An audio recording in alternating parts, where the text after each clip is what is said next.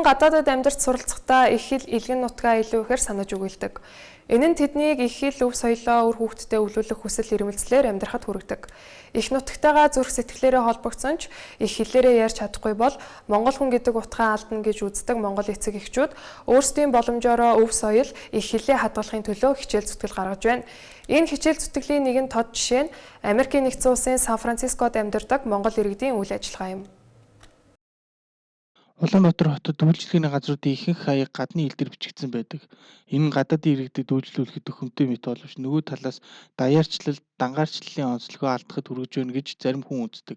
Өөрөөр хэлбэл бид монгол хэлийг хангалттай үнэлж ач холбогдол өгч чадахгүй байна. Гэтэл гадаадад амьдардаг бусад үндэстнүүд тухайлбал Хятад, Орос, Япончууд их хэлээ өвлүүлэхийг онцгойлон анхаардаг. Харин цөөн тоотой үндэстнүүдийн хувьд хэл соёлоо уусгах эрсдэл өндөр байдаг. Гэхдээ одоо том үндэстнүүд шүү дээ. Одоо Японууд байна, Оросууд байна. Эдгээр бол өөр хүүхдтэйгээ бол хятад байна. Ерөөсөө бол өөрөөхөө л хэлээр ярина. Ерөөсөө л их нь голдуу. Их хэл гэдэг чинь тийм яг тэр ихээ дагаад хэлэн сурдаг учраас бол хүүхдүүдтэйгээ ярина.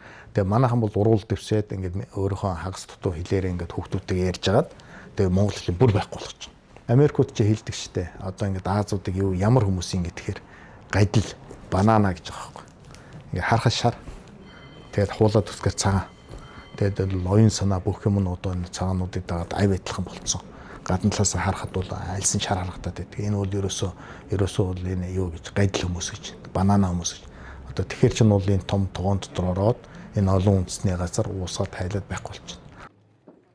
Гадаадад амьдардаг монгол иргэд эхлээд амжиргаагаа залгуулах, амьдралдаа хөлөө олоход анхаарал хандуулдаг. Гэвч нэгэн тогтворцсон хойно хүүхэд нь монгол хэл соёлоос холдох эрсдэлд тулгардаг.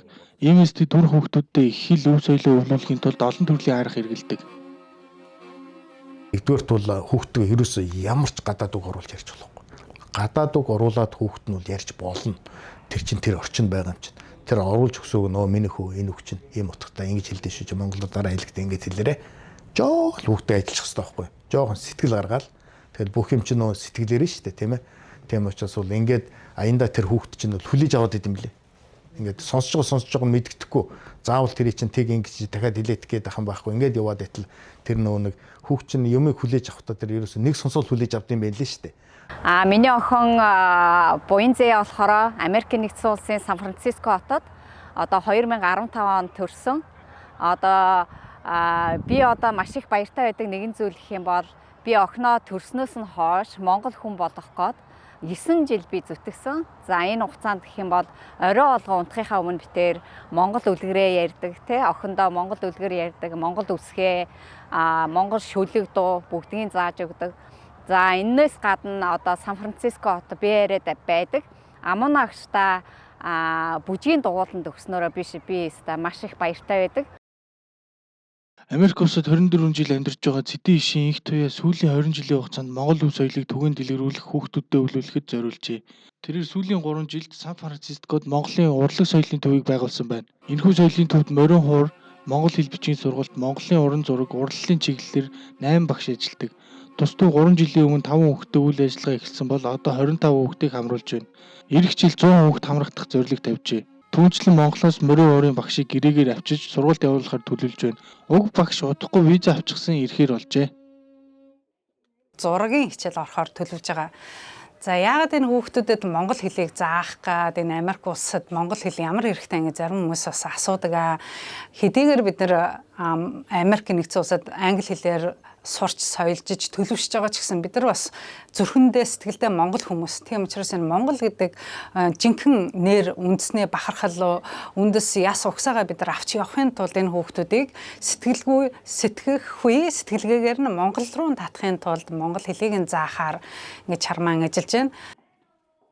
Статистикийн мэдээгээр Америкийн нэгдсэн улсад одоогоор 50 гаруй мянган монгол иргэн амьдарч байна. Ялангуяа Сан Францискод монгол улсын консулын газар байрладаг бөгөөд Америкийн нэгдсэн улсад цагаалжсан монголчуудын түүх 30 гаруй жилийг хамарч одоо 3 дахь үе үзэж байна. Гэсэн ч энэ хугацаа бусад үндэстнүүдтэй харьцуулахад богино юм. Жишээлбэл Хятад улс Америкийн нэгдсэн улсад 200 жилийн өмнөөс цагаатчилж эхэлжээ. Ер нь аливаа энэ Америкт ирсэн бүх үндэстнүүдийн туулдаг цагаачтай тий туулдаг түүх байна. Эхний үеийнхэн цагаачд хил байхгүй, боловсрол нь хөлийн жишөөрөгдөхгүй. Тэр дундаас амьдрах чадвартай хүмүүсүүд нь жижиг бизнесийн эцдүүд болж байгаа. маш их хөдөлмөрөөр тэ одоо нэг ресторанд ажиллаж байгаа бизнесээ мэддэг болоод явандаа дээр худалдаж авдаг. Одоо манай Монголын ихэнх нь одоо жижиг бизнес эзэдүүд болж эхэлж гарч ирж байна. Гэхдээ энэ дундаас амьдрах чадвартай шүү. Тэгэхээр тэр хүмүүс одоо доороо 5-аас 10 хүний ажлын байрыг хангаад за энэ устдаа татвараа төлөө тэ ингээ бизнес эрхлэгч болж байгаа.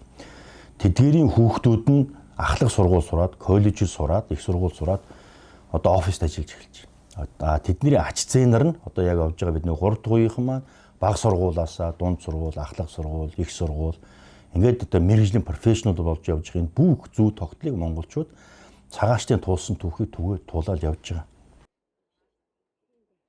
Монголоос ирсэн цагаачид хэдий шинэ орчинд дасан зохицож системийг ойлгон амьдралаа доктортой байр суурь олгоход анхаардаг. Энэ явцдаа өв соёлоо хадгалах асуудал тулгардагч тэд чөлөө цагаа ашиглан нийгэмлэгээ байгуулж өөрсдийн дүр төрхийг хадгалахыг хичээдэг. Сан Францискогийн Монголын урлаг соёлын төв энэ хичээлийн зүтгэлийг тод жишээ болж байна.